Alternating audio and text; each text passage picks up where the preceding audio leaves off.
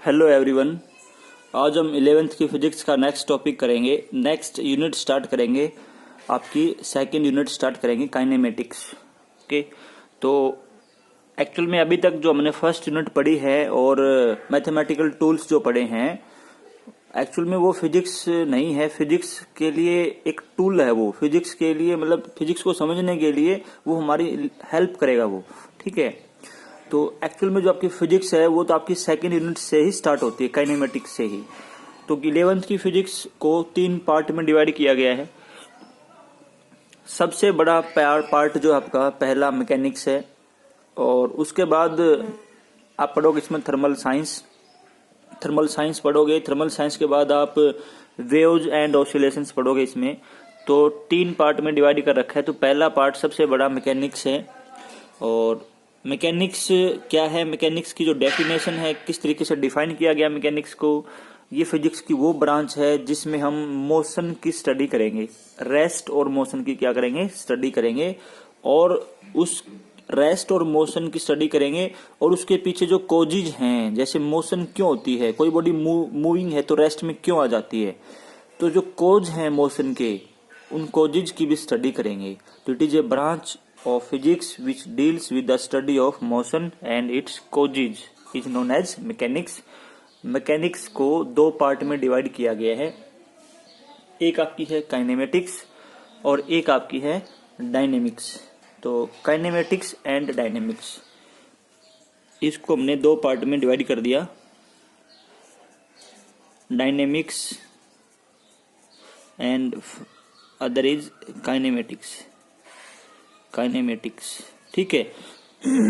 तो काइनेमेटिक्स जो है वो क्या है, पहले हम काइनेमेटिक्स को पढ़ेंगे। काइनेमेटिक्स एक्चुअल में हमें ये बताएगी कि जो मोशन है वो किस तरीके से हो रही है। हमें मोशन की स्टडी करेंगे काइनेमेटिक्स में। How motion is happening. तो काइनेमेटिक्स में हम क्या स्टडी करेंगे, हाउ मोशन इज हैपनिंग।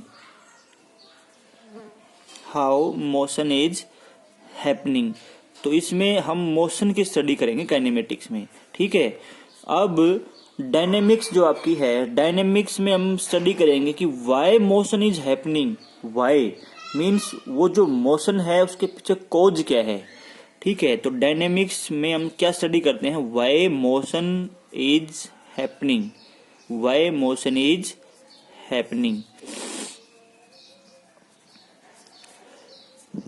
तो काइनेमेटिक्स में क्या स्टडी करेंगे, मोशन की स्टडी करेंगे, स्टडी ऑफ मोशन, ठीक है। और डायनेमिक्स में उस मोशन के कोजिज को भी इंक्लूड कर लिया हमने, मतलब study of motion with causes, उनके कोजिज की स्टडी करेंगे। वो ब्रांच आपकी होगी डायनेमिक्स, जिसमें सिर्फ स्टडी करें मोशन की वो काइनेमेटिक्स, और जिसमें कोजिज की भी स्टडी करें वो डायनेमिक्स, ठीक है।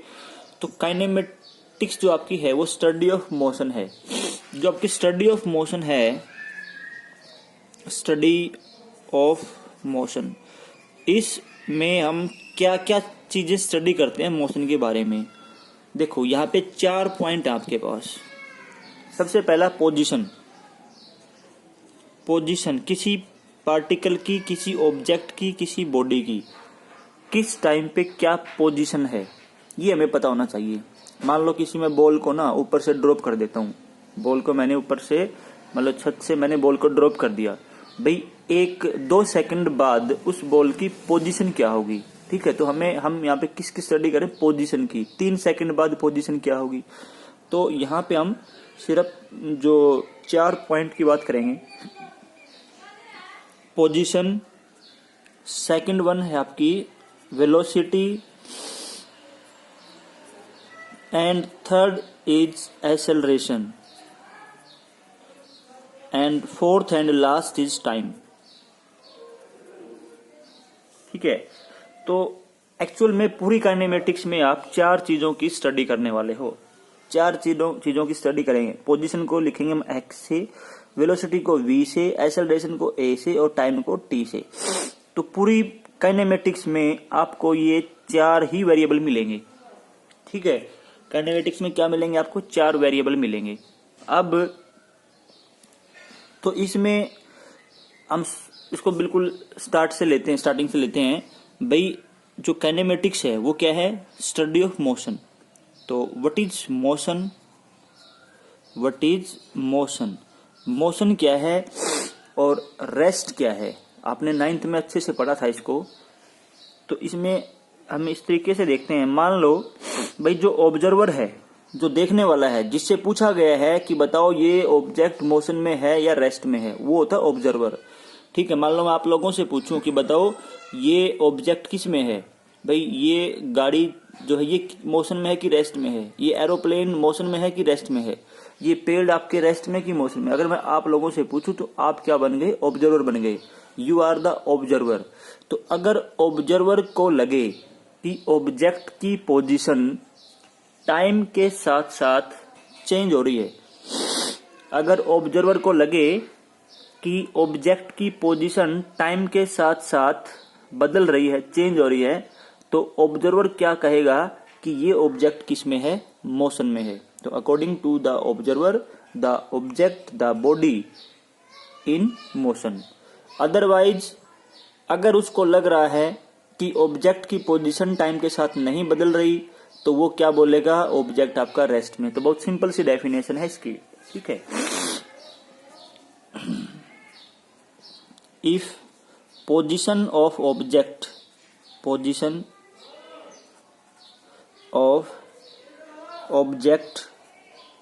if position of object is changing, position of object is changing with time with respect to observer, then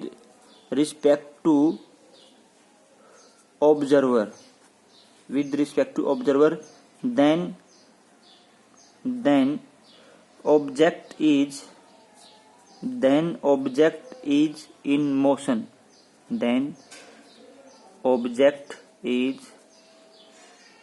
in motion. अगर ऑब्जर्वर को लगे कि ऑब्जेक्ट की पोजीशन टाइम के साथ बदल रही है, तो वो किस में है? मोशन में है। Otherwise object in rest.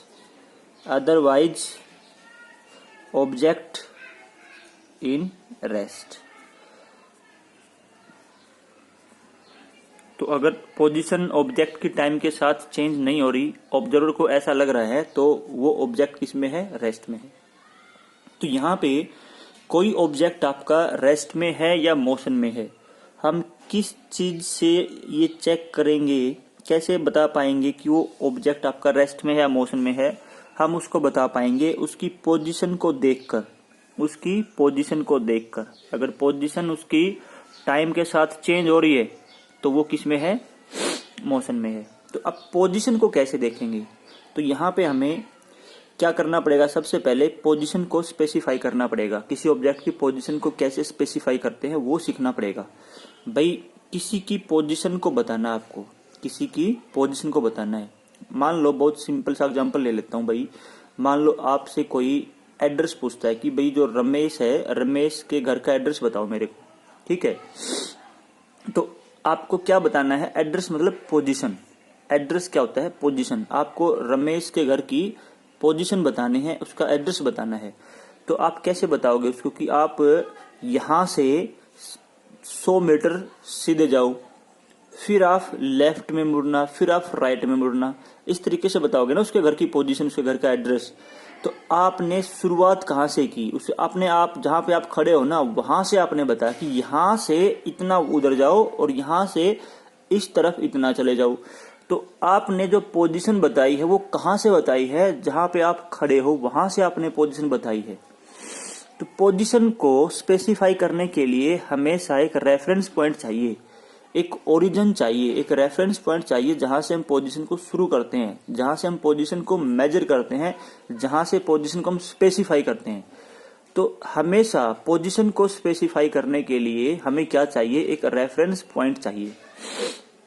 ठीक है, रेफरेंस पॉइंट चाहिए यहाँ पे। और हमें क्या चाहिए? और हमें XYZ एक्सिस भी चाहिए। हमें क्या चाहिए? XYZ एक्सिस भी चाहिए। तो बहुत सारे अलग अलग सिस्टम हैं, कई सारे, इसको बोलते हैं कोऑर्डिनेट सिस्टम। किसी भी ऑब्जेक्ट की पोजीशन को स्पेसिफाई करने के लिए हमें क्या चाहिए, हमें कोऑर्डिनेट सिस्टम चाहिए। ठीक है, तो मैं यहां लिखूंगा we need coordinate system, we need coordinate system to specify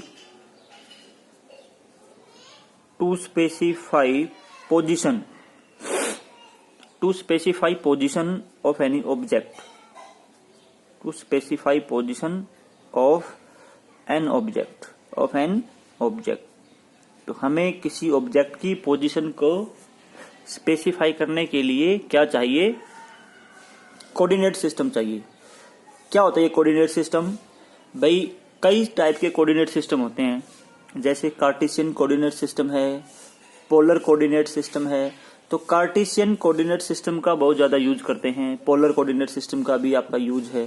तो कार्टेशियन कोऑर्डिनेट सिस्टम की मैं बात करूंगा। कार्टेशियन कोऑर्डिनेट सिस्टम में क्या होता है, 3 एक्सिस होती हैं, जैसे ये होगी आपकी y एक्सिस और ये आपकी होगी x axis. This is x axis, this is y axis, this is y axis and this one is z axis। x और y यहाँ पे पेपर की प्लेन में है और z एक्सिस यहाँ पे पेपर की प्लेन के परपेंडिकुलर है। This is z axis. तो ये हो गया कोऑर्डिनेट सिस्टम। ये जो कार्टेशियन कोऑर्डिनेट सिस्टम है, कार्टेशियन कोऑर्डिनेट सिस्टम में 3 एक्सिस होती हैं, x y z 3 एक्सिस हैं, और जहां पे तीनों एक्सिस इंटरसेक्ट करती हैं उस पॉइंट को हम क्या बोलते हैं, ओरिजिन बोलते हैं या रेफरेंस पॉइंट बोलते हैं। ओरिजिन और रेफरेंस पॉइंट। और जो पोजीशन, जिस ऑब्जेक्ट की पोजीशन हम मेजर करेंगे, पोजीशन को स्पेसिफाई करेंगे, तो वो पोजीशन कहां से स्पेसिफाई करेंगे, पोजीशन को स्पेसिफाई करेंगे ओरिजिन से, ओ से। ठीक है, तो यहाँ पे मान लो ये कोई ऑब्जेक्ट है, यहाँ पे पेपर के ऊपर ये ऑब्जेक्ट है, तो हम इसको कैसे बताएंगे, इसकी पोजीशन को इसकी पोजीशन को बताएंगे कि आप एक्स एक्सिस के अलोंग चलो, एक्स एक्सिस के अलोंग चलना है आपको, आप इतने चले एक्स एक्सिस के अलोंग। ठीक है, ये मान लो हो गया यहाँ पे एक्स चलना है आपको एक्स एक्सिस के अलोंग। फिर आपको वाई के अलोंग कितना चलना है, वाई चलना है, वाई डिस्टेंस आपको कवर करनी है वाई के अलोंग। तो ये हो जाएगी इसकी पोजीशन। ठीक है, अब इसकी जो पोजीशन हो जाएगी, जैसे पॉइंट, ये आपका पॉइंट पी था, मान लो पॉइंट पी की पोजीशन क्या हो जाएगी, x, y। मतलब x एक्सिस के अलोंग x डिस्टेंस, y के अलोंग y डिस्टेंस। तो ये हमारा कोऑर्डिनेट सिस्टम हो गया यहाँ पे x, y, z, और ये रेफरेंस पॉइंट यहाँ पे हो गया। ठीक है, ये हमारा है कोऑर्डिनेट सिस्टम। और कोऑर्डिनेट सिस्टम क्यों बनाते हैं, क्यों जरूरत पड़ी हमें कोऑर्डिनेट सिस्टम की? कोऑर्डिनेट सिस्टम हमें चाहिए किसी ऑब्जेक्ट की पोजीशन को स्पेसिफाई करने के लिए। ठीक है, अभी आगे हम इसमें पोजीशन वेक्टर की बात करेंगे, लेकिन आगे डिस्कस करेंगे। अभी इसको, अब पोजीशन वेक्टर यहाँ उसके बारे में डिस्कस नहीं करेंगे। तो अभी देखो यहाँ पे एक और टर्म आती है, frame of reference. Frame of reference क्या होता है? काफी इंपॉर्टेंट टर्म है, काफी डीप मीनिंग है इसका, और है बहुत ही सिंपल लेकिन बहुत ज्यादा इंपॉर्टेंट है। Frame of reference. तो what is frame of reference? Frame of reference से मतलब है जो आपका कोऑर्डिनेट सिस्टम है, आपका कोऑर्डिनेट सिस्टम जिसमें आपकी 3 एक्सिस हैं, X Y Z axis plus time.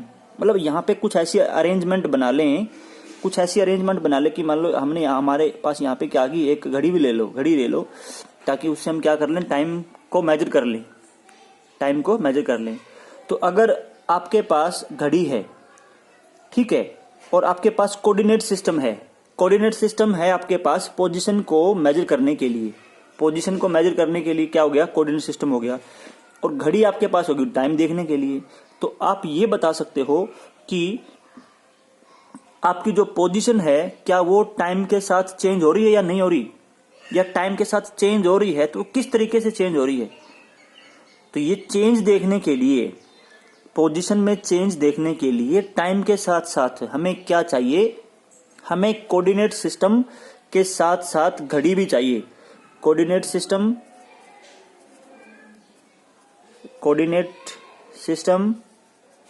Plus watch, जो भी अरेंजमेंट टाइम मेजर करने के लिए घड़ी है, कोई और सिस्टम है, मतलब टाइम मेजरिंग सिस्टम होना चाहिए आपके पास। तो इसको बोलते हैं, क्या बोलते हैं इसको, फ्रेम ऑफ रेफरेंस। तो this is frame of reference. अब यहां पे जो फ्रेम ऑफ रेफरेंस है वो आपकी दो टाइप की हैं, दो टाइप की फ्रेम ऑफ रेफरेंस हैं। ये आपकी फ्रेम ऑफ रेफरेंस होगी कोऑर्डिनेट सिस्टम प्लस वॉच। एक होती है inertial frame of reference, inertial frame of reference and non inertial frame of reference. दो टाइप की frame of reference, non inertial frame of reference. अभी इनर्शियल नॉन इनर्शियल को define नहीं करेंगे, अभी हम काफी चीजें और पढ़ेंगे। हम स्पीड के बारे में पढ़ेंगे, वेलोसिटी के बारे में पढ़ेंगे, और उसके बाद फिर हम इसको डिफाइन करेंगे कि क्या डिफरेंस होता है इनर्शियल और नॉन इनर्शियल में। तो यहां पे आपको इतना याद रखना है कि फ्रेम ऑफ रेफरेंस है क्या। Frame of reference consist of coordinate system and A system which can measure time, or we can say simply that coordinate system plus watch is known as frame of reference। ठीक है, तो दो प्रकार की frame of reference हैं, और ये क्या होती हैं, इनर्शियल कौन सी होती है, नॉन इनर्शियल कौन सी होती है, वो हम आगे डिस्कस करेंगे। ठीक है, तो अभी मतलब ये जो अरेंजमेंट है, जितना अभी तक हमने पढ़ा है, उसके बेस पे हम ये बता सकते हैं कि ऑब्जेक्ट आपका मोशन में है या रेस्ट पे है। ठीक है, और उसके लिए हमें क्या चाहिए, फ्रेम ऑफ रेफरेंस चाहिए। फ्रेम ऑफ रेफरेंस मतलब हमें कोऑर्डिनेट सिस्टम चाहिए और हमें एक घड़ी चाहिए, ये बताने के लिए कि कोई ऑब्जेक्ट रेस्ट में है या मोशन में है। ठीक है, अब देखो, अब हम बात करेंगे टाइप्स ऑफ मोशन।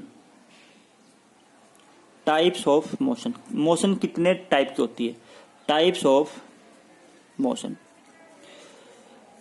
देखो, सबसे पहली टाइप आपकी है रेक्टिलिनियर मोशन। जो पहली टाइप आपकी है, this is rectilinear motion, rectilinear motion. ठीक है, दूसरी टाइप आपकी है रेक्टिलिनियर के बाद ट्रांसलेटरी मोशन। ट्रांसलेटरी इसी में आ जाएगी, थोड़ा सा डिफरेंस होता है रेक्टिलिनियर में और ट्रांसलेटरी में। ठीक है, तो इसी में हम पढ़ेंगे ट्रांसलेटरी मोशन। रेक्टिलिनियर में और ट्रांसलेटरी में थोड़ा सा डिफरेंस होता है, तो ये पहली टाइप में है दोनों, रेक्टिलिनियर और ट्रांसलेटरी मोशन, इसको भी इसी में पढ़ेंगे। दूसरी टाइप आपकी है सर्कुलर मोशन। सर्कुलर और सर्कुलर मोशन जैसी एक और मोशन होती है, उसको बोलते हैं रोटेटरी मोशन। तो यहाँ पे सर्कुलर मोशन पढ़ेंगे और रोटेटरी मोशन इसी में पढ़ेंगे, रोटेटरी मोशन। ठीक है, थर्ड टाइप आपकी है ऑसिलेटरी और vibratory. Oscillatory motion, oscillatory motion क्या होती है, और ऑसिलेटरी जैसी ही है वाइब्रेटरी, थोड़ा सा डिफरेंस होता है ऑसिलेटरी में और वाइब्रेटरी मोशन में।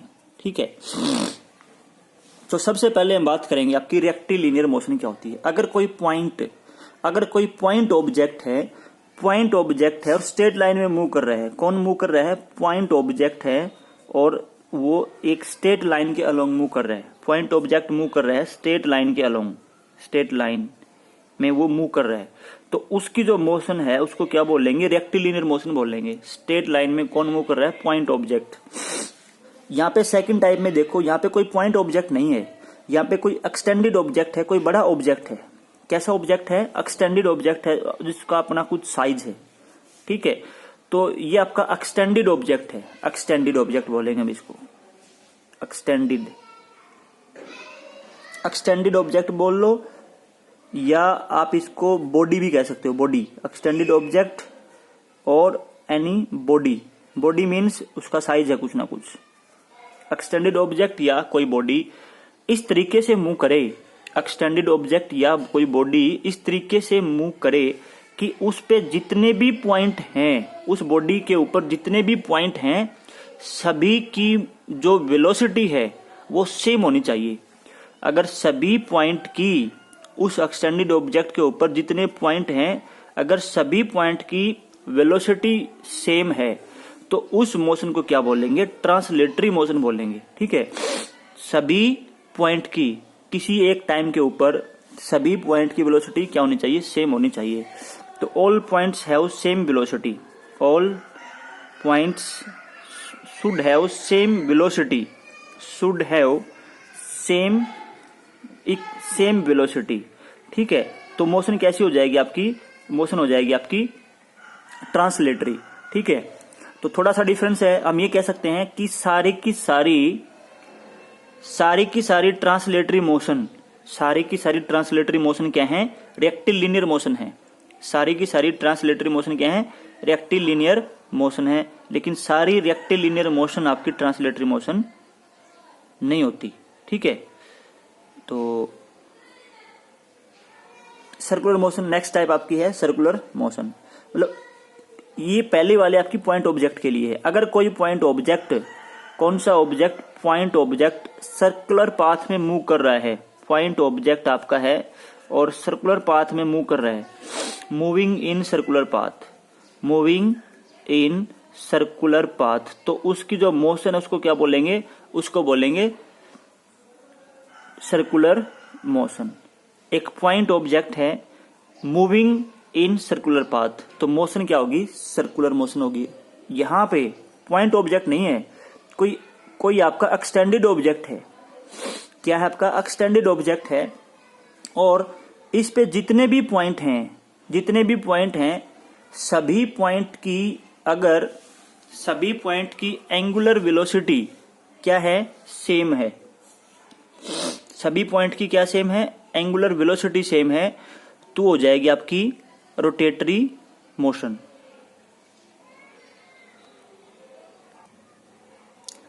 तो रोटेटरी मोशन किसके लिए है? एक्सटेंडेड ऑब्जेक्ट के लिए है। अगर सभी पॉइंट की एंगुलर वेलोसिटी सेम है, सभी की क्या सेम है? एंगुलर वेलोसिटी सेम है। All points have same angular velocity, same angular velocity, तो वो क्या हो जाएगी? आपकी सर्कुलर रोटेटरी मोशन हो जाएगी। ऑसिलेटरी मोशन क्या हो जाएगी? देखो, अगर कोई object to and fro move कर रहा है, अगर किसी की मोशन है to and fro mean position, to and fro mean position, तो वो होगी आपकी ऑसिलेटरी मोशन।